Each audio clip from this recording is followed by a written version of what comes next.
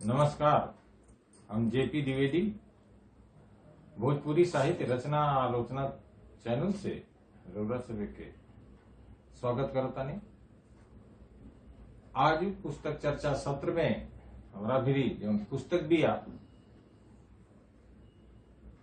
खुखड़ी एगो कहानी संग्रह, कथाकार डॉक्टर रेणु यादव, प्रकाशन वर्ष 2024 और प्रकाशन संस्थान सौर भाषा ट्रस्ट।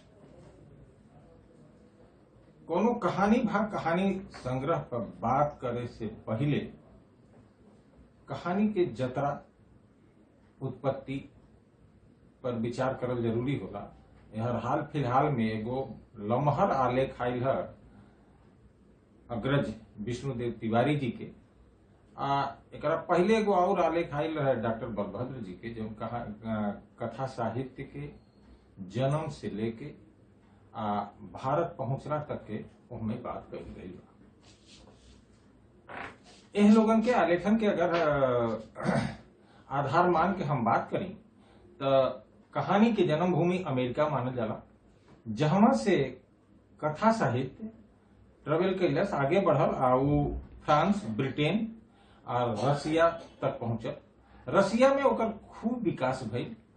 भारत में सबसे पहले कहानी कथा साहित्य बंगाल पहुंचल। बंगाल में खूब कहानी लिखनी सन। वहां से सगरी भाषाओं में कथा साहित्य के पसराव भइल। भोजपुरी में पहिल कहानी के जौन बात आवेला वो आवेला सन 1948 से भोजपुरी पत्रिका में केहू से कहब मत विंध्याचल प्रसाद गुप्त जी के कहानी के चर्चा मिलेला, उनका प्रकाशित भइल रहे। बाकी भोजपुरी के पहिल कहानी संग्रह जेहर के सनद और भोजपुरी के कहानी के पहिल समीक्षात्मक किताब भोजपुरी कहानी विकास या परंपरा कृष्णानंद कृष्ण जी के प्रकाशित भइल रहे। भोजपुरी कहानी कथ्य आ शिल्प के दिशाई कोनो दोसर भाषा सभन के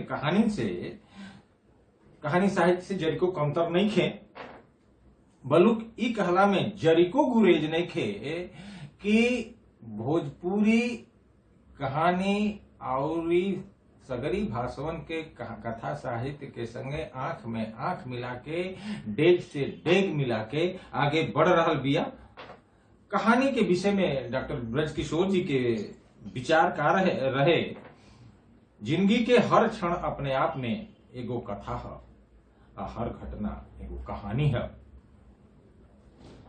कथाकार जौन वो घटनावन के जिएला ओकरे ओसे ओकर मन आ दिमाग पर ओकर जौन प्रभाव पड़ेला, ओकरे मन के तार झंझना जाला।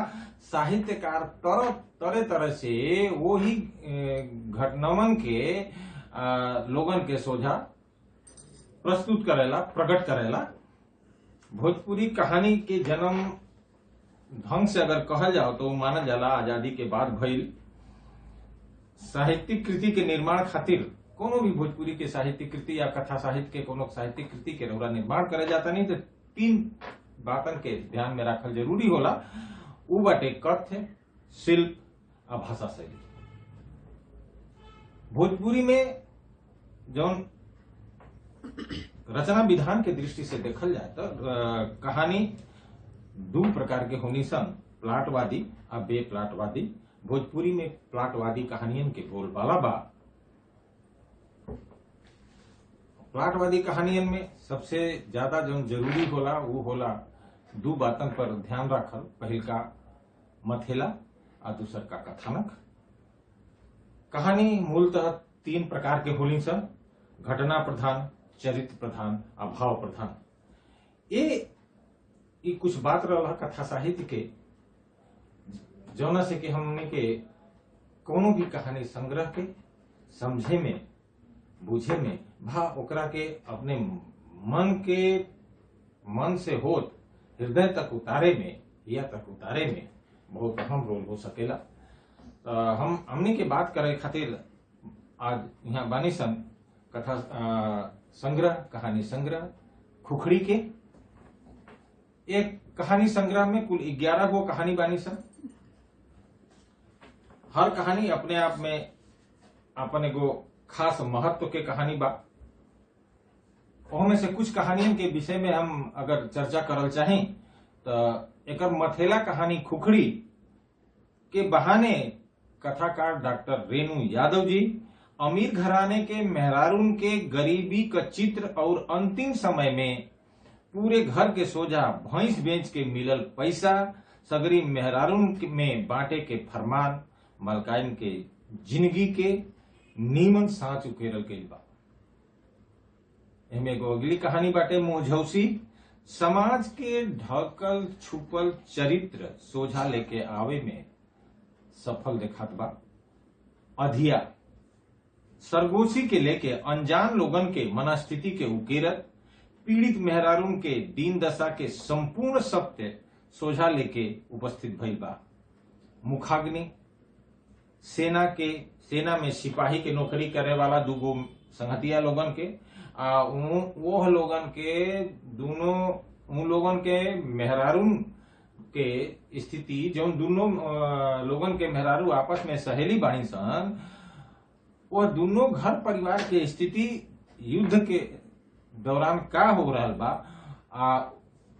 परिवार के मनस्थिति का बा, यह बात के लेके कथाकार डॉक्टर रेणु यादव जी बहुत बढ़िया से चित्रण कैले बानी।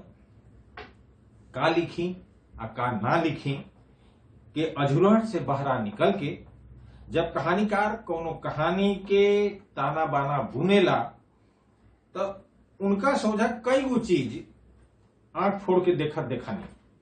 मथेला का रखे के बा, कथानक सोझ सपाट बा कि ना, भाषा सरल आ स्पष्टता के संगे उतर रहल बा कि ना, कहानी के रचना विधान कहानी के कार के संगे संगे चल रहल बा कि ना, आ शैली के डेग कैसे बढ़ रहल बा। ये सब तथ्यन के कथाकार डॉक्टर रेणु यादव जी बढ़िया से निभावे में सफल भइल बानी।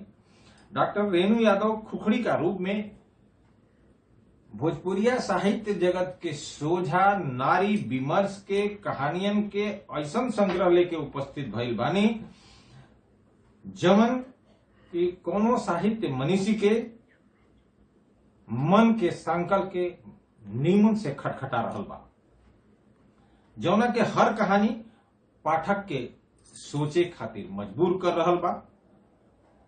पुरुष प्रधान समाज के विडंबना मारे बरियरा रोए न दे वाला चरित्र पर बेबाकी के संगे प्रश्न चिन्ह खड़ा करे में कहानीकार डॉक्टर रेणु यादव जी सफल भइल बानी।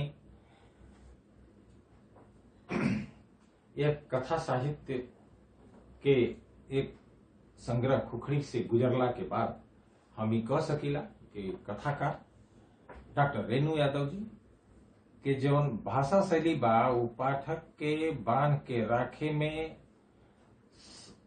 समर्थ रखले बा अपना भीतरी। उनकर जतरा लगातार आगू बढ़त रहे। भोजपुरी साहित्य जगत खुखड़ी के हाथों हाथ ले, यह शुभकामना के संगे आजू के पुस्तक चर्चा के हम विराम दे रहल बानी। जय भोजपुरी।